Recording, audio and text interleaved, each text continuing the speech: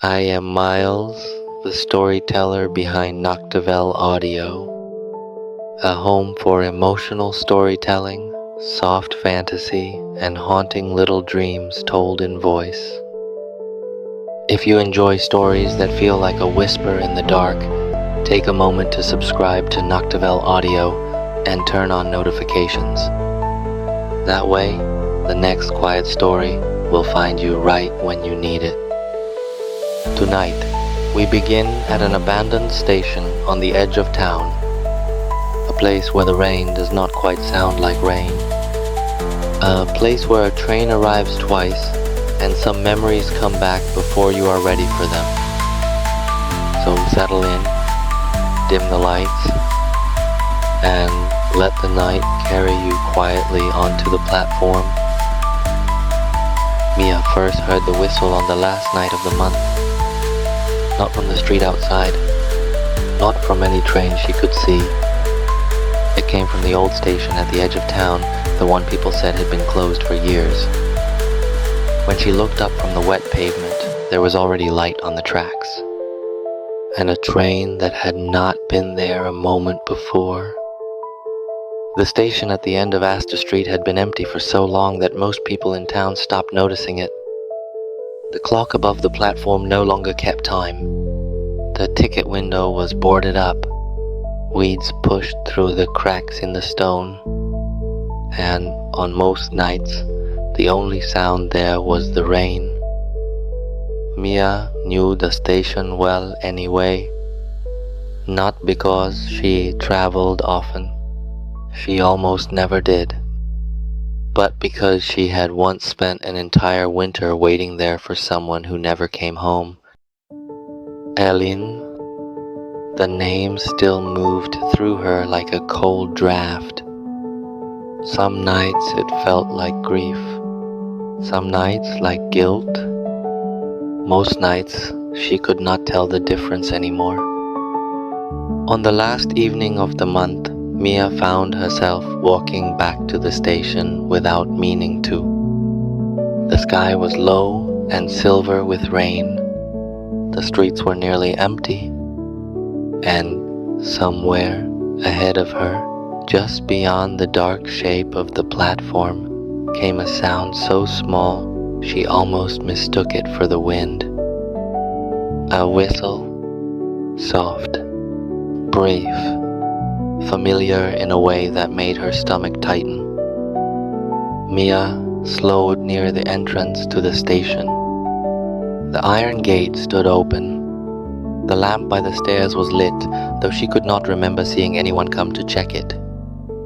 And at the far end of the platform, where the tracks disappeared into the rain, a train waited with its windows glowing warm gold in the dark. She stared at it for a long moment. Then she looked around for anyone else.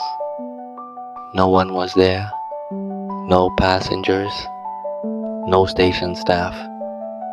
Only the rain and the whisper of the tracks beneath her feet.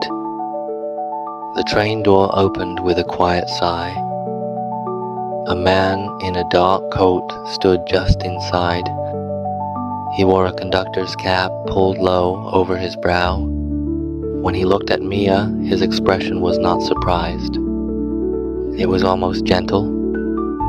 "You took your time, Mia," he said. She stopped breathing for a second. "I do not know you," she said. The man's mouth softened as though he might have smiled, but did not quite. "No," he said, "but I know you." Mia should have left then. Every sensible part of her knew that. But the air around the train felt strangely warm, and beneath that warmth was something else. A pull she could not explain. So she stepped inside. The carriage smelled faintly of rain, old paper, and something like cedar wood after a storm. The seats were empty. The windows reflected the dark outside so faintly that she could almost see herself layered over the night. Almost, but not quite. The conductor touched the brim of his cap and moved away without another word. Mia sat by the window and watched the station slip backward as the train began to move. At first, the world outside looked ordinary. Wet streets, dark houses, the blurred blur of streetlights in the rain. But then the landscape began to shift in ways that made no sense at all. A street she knew from childhood appeared for half a second outside the glass, then vanished. A narrow kitchen lit by one yellow bulb, a hand stirring tea, a red scarf hanging on a chair. Mia pressed closer to the window. Her own reflection was gone. In its place, for one impossible breath, she saw someone else sitting in her seat. Herself, but older somehow, quieter, with tired eyes and a face she almost recognized. The other Mia did not look at her. She was staring out at something beyond the glass, lips parted slightly, as though she had just remembered something painful. Then the reflection was only her own again. Mia swallowed hard and looked away. Her fingers found the edge of the seat. The fabric beneath her palm felt real. The train beneath her felt real. Everything was too quiet to be a dream, and too impossible to be anything else. From somewhere farther down the carriage came the soft sound of someone whistling. Mia froze. It was only a few notes, a short, broken tune, but the sound cut through her like a memory she had forgotten to forget. Ellen used to whistle like that. Not a proper melody, just 3 or 4 notes, always the same, whenever she was nervous or trying not to cry. Mia turned toward the sound. The corridor beyond the carriage door seemed longer than it should have been. The lights flickered softly overhead. One by one, the windows on the opposite side showed different scenes as the train moved forward. A girl standing on a station platform with a suitcase. Mia, maybe. Or maybe not. A kitchen table set for 2. A phone ringing in the dark. A hospital corridor with rain pressed against the glass. Her chest tightened. There was something here she was supposed to understand. Something waiting just beyond the edge of memory. She stood up. The whistle came again, this time closer. Mia stepped into the aisle and walked toward the sound, each footstep too soft to disturb the silence. At the end of the carriage, a door stood open to another compartment.